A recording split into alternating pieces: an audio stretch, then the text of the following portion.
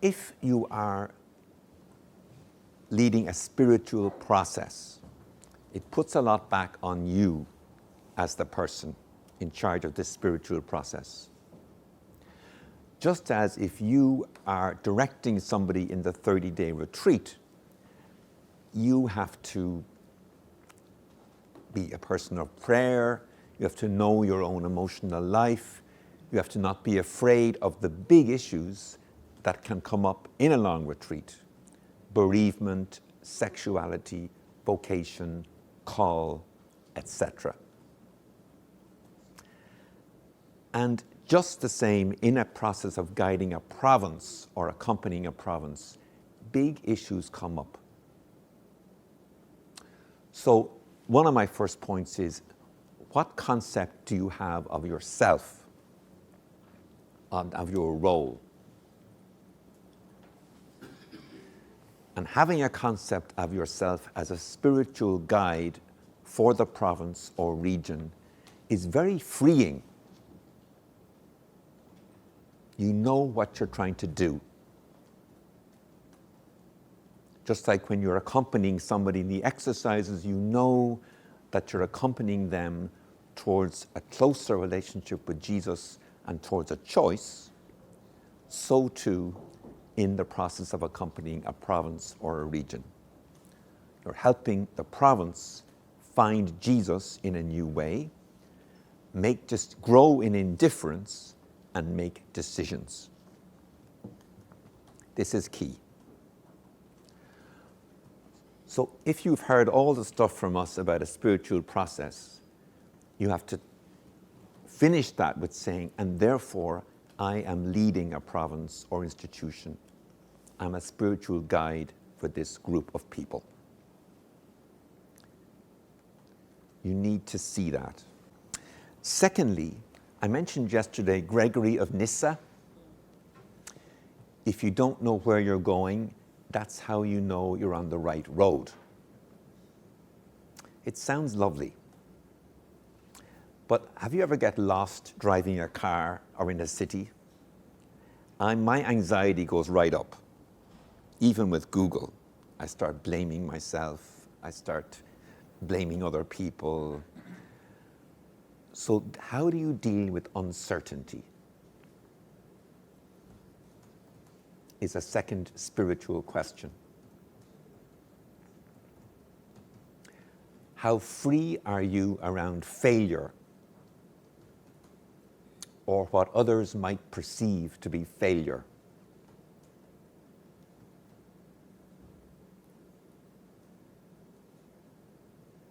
This issue of uncertainty is a spiritual question also. And it ties back to Ignatius. Often he says, make sure the person doesn't run ahead of the Holy Spirit or fall behind.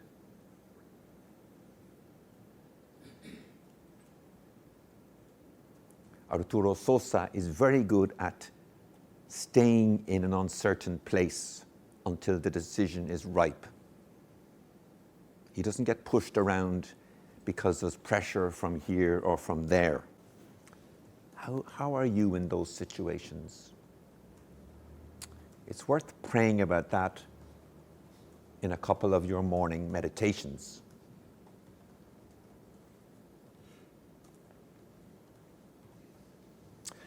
Third point, linked to that, is know yourself. How many of you have done the Myers-Briggs? You know the Myers-Briggs, those letters you get? 4 letters, a few of you. It's worth doing. You get a profile based on 4 polarities. Am I introvert or extrovert? Do I get my energy from a group or when I'm alone in my room? I'm an extrovert. You might have guessed. Are you intuitive, picking up the feeling of a group, or do you notice detail? Thomas is wearing a red lanyard. I'm intuitive. Means I'm not a bad spiritual guide, but I'm a hopeless tourist guide. I'll get lost. The tourists tell me where I'm going.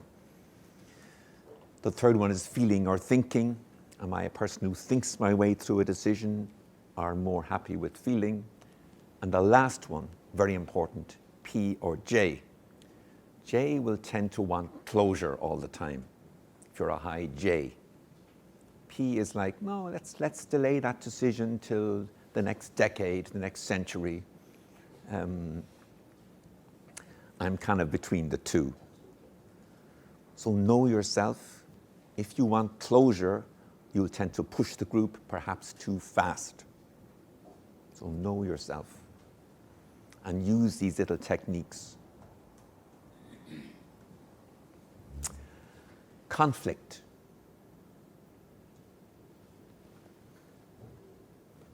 Always difficult. A huge issue in Jesuit groups. So many things go unsaid. People get hurt.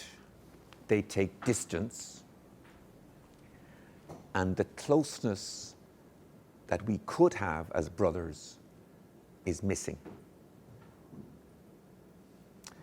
I give a workshop on the Thomas Kilmann conflict model, which is really excellent.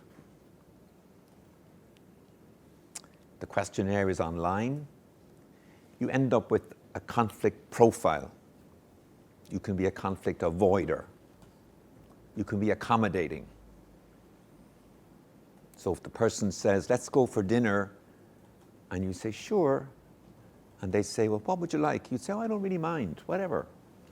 You might be longing for a pizza, but you want to accommodate to that person. So there's avoiding, accommodating, compromising, and there's conflict. I forget the last one. I did a workshop with 85 Indian directors of works and superiors once. And we did it on the conflict thing.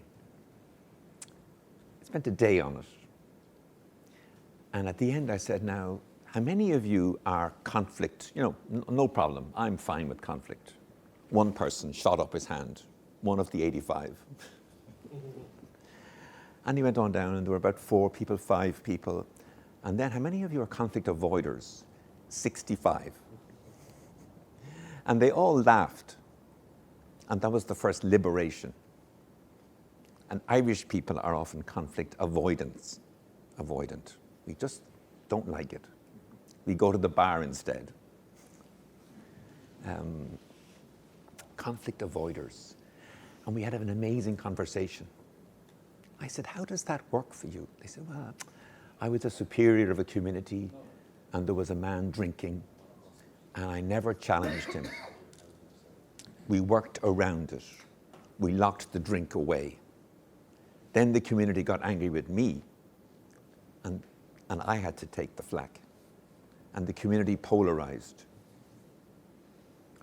Or a director of a school said, yeah, I had a woman in the staff, and she really wasn't pulling her weight. I never confronted her. And all the staff got frustrated with me and began saying I was a bad director. So when you're leading a planning process, you need to at least know what your conflict style is, and then a bit of adjure contra. So if you're an avoider, sometimes I don't like this, but I need to confront that person who's destroying the group. Or I'm great on conflict. I don't care what people think. I'm moving ahead. Slow down. I worked with a Mother General once, and she had no problem with conflict. She was a terrific person. She is a terrific person. We're great friends. But I said, well, how does that work? What about your council if you're saying, if you're bringing a big decision and they just sit there? She said, well, that's their problem. I'll just go ahead. And I said, well, how does that work if you're trying to get them on board? So she said, oh, good point. So know yourself and know your weak point. If there's somebody destroying your group, what are you going to do? If your style is conflict avoiding, it can be a problem. If you're too accommodating, you'll be accommodating 10, 20 different people and you'll be torn apart. If you're compromising, you'll get the compromise solution, which may not be the magis. No one gets what they want in a situation of compromise. It's the least common denominator. So as you go forward in this, you unpick different levels of spiritual freedom. And the last point, and I'll stop here, is indifference. I mentioned it in my talk the other day. Ignatius was an expert at helping people find indifference. He didn't just leave people there saying, we should be indifferent. He assumed you would not be. And then he had these exercises. Imagine you're on your deathbed. What would you do? Imagine you're advising a close friend. What would you say? Draw up the pros and cons. Now how does it look? These are ways of bulletproofing our freedom as far as possible. So in a group, you're the spiritual guide of this group, the accompanier, and you find unfreedoms. What exercises will you use to bring them to freedom? It's so easy to blame 3 people in a group and say, oh, they're not free, they're a pain. You gossip about them to the other 15 people. How do you help people to freedom?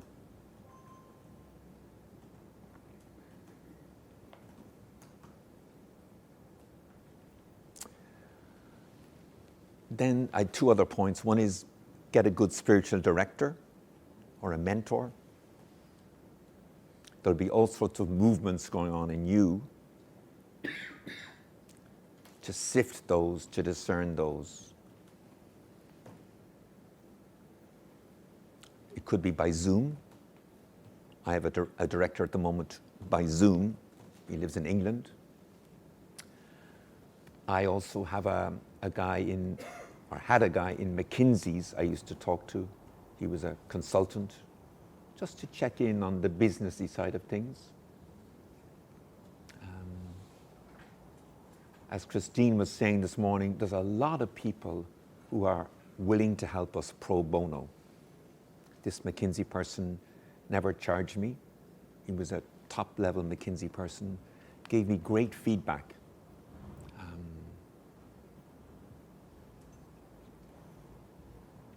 The last point is read. There's a lot of books out there on discernment in common. They probably tell you things you already know, but when you start leading a process, the stuff becomes much more relevant than it was when you read it 10 years ago. You say, oh, that's what Jules Toner meant. That's what Carlos Cabarrus meant. I'm reading a great book now by Urbano Valero, published by the Boston Institute, Paul VI and the Jesuits. All sorts of terrific footnotes. Read this article and you can find them online about the Arupe renewal of discernment in common and what Arupe was aiming at, the materials that got published, what happened after that. So read, nourish. I'm going to stop there and I'm going to ask you to think for a moment. If you're involved in planning or as you've been involved, what have been the challenges for you in your own self, in your own spiritual self? It might be, I felt so inadequate starting it. I hadn't any training, and that made me feel insecure, and that made me impatient. Or I found my group difficult and didn't confront people. So what have been the challenges? Just think in silence for a moment.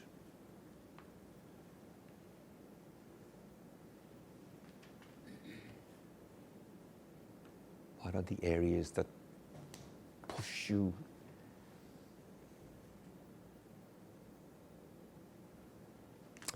The second question, where have you found most consolation in the process?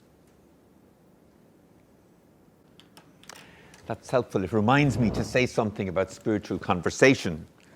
And it came up yesterday, I think, about how sometimes it's kind of abused to flatten out disagreement. I see Gilles nodding there. That people don't feel comfortable to say, I'm angry, because that's not, they feel that's not spiritual. So it kind of misses reality. I've done a video recently on what to avoid in this spiritual conversation area. And one is, it has to be real, and people need to feel that they can express their emotions. And if there's a leader of the spiritual conversation, he or she has to facilitate that and detect, there's something unreal here. And checking. If you start with a checking. Yes. That's a good tip. Yeah. You can adjust the spiritual conversation, and if there is anger or resentment or hurt, you say, okay, well, maybe this is not the time to do this. Let's talk about this. Yes. Because you don't want to spiritualize the anger, the frustration. Gilles? I also think that facilitators are often too diffident to be accompaniers in that moment. Yeah. They keep time, or they'll thank the sharing. But like spiritual directors who are not mirroring, they're not mirroring, Often you can only do that, say, after the second round, if the second round hasn't. But sometimes in the first round, you can say, it has to be a question, I think, but you can't just point. But facilitating a conversation requires the same skills as a director. And also, if the facilitator is not at home with certain things, people pick that up and then they don't say them. I remember a scholastic saying to me once, I can't talk about sexuality with my provincial because he's not at home with it. He said, for the first 4 years, I thought it was me. And I was blaming myself for not being transparent. And I couldn't really say I agree totally, but it was true that particular provincial hadn't a great integration of sexuality. So if you, or if the facilitator or the moderator isn't at home with education or social justice or the prophetic stance or money or some issue, that gets communicated in all sorts of ways. Second thing on spiritual conversation, we're going a bit to the side of the central issue, but we've all had the first round, and people hopefully have shared on their prayer. I've seen in some provinces the theme is launched and they go straight to sharing. I go, well, what about the prayer? The theme should be launched and then an hour or 45 minutes for prayer and then the sharing. And I insist on that. I say, in the first round, your first words have to be, in my prayer, which means you kind of shame them into, they can't say in my prayer if they haven't prayed. And in the second round, to start with, as I listened. It's a little trick, because the second round can be, oh, and I want to add 4 more points. Or I want to teach you something. Yeah. As I listened. And my last point on spiritual conversation is, I've been in second rounds where I want to be nice to you. I really like that point, Gilles, and I really like that point you made, and Sebastian, that was excellent, and I'm nice to everyone. it's very hard to say, Gilles, I found it so hard to listen to you because I just don't agree. And my whole inside was stirred up. And yes. Or to say, John, you touched a very strong point for me of consolation that touches my history, my being a Jesuit, and I want to thank you.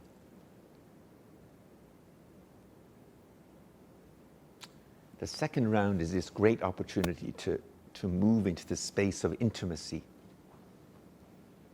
which Jesuits often miss. We stay back here, but to move into that space where I'm saying something, Christine, I liked what you said, but I was upset.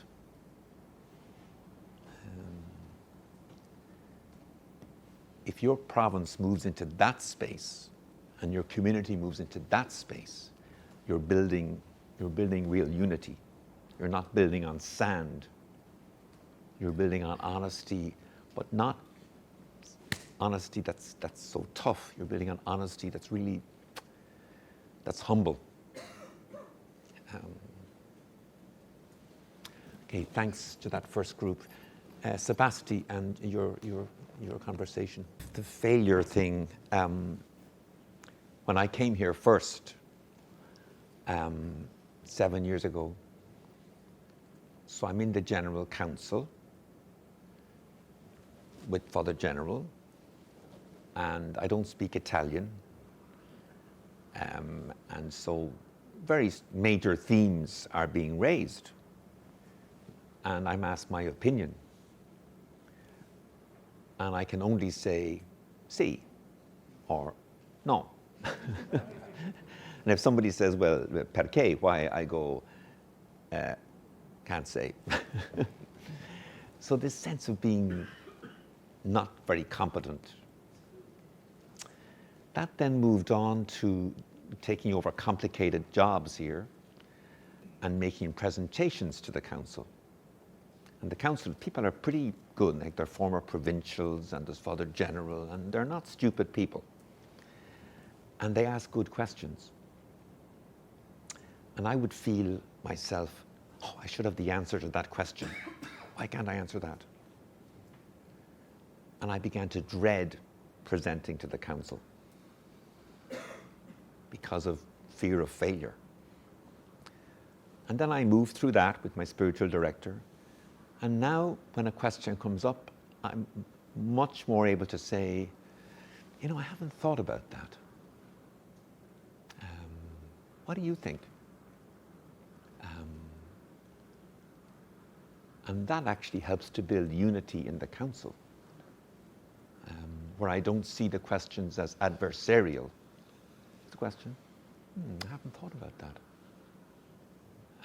But it took me a few years to get that kind of freedom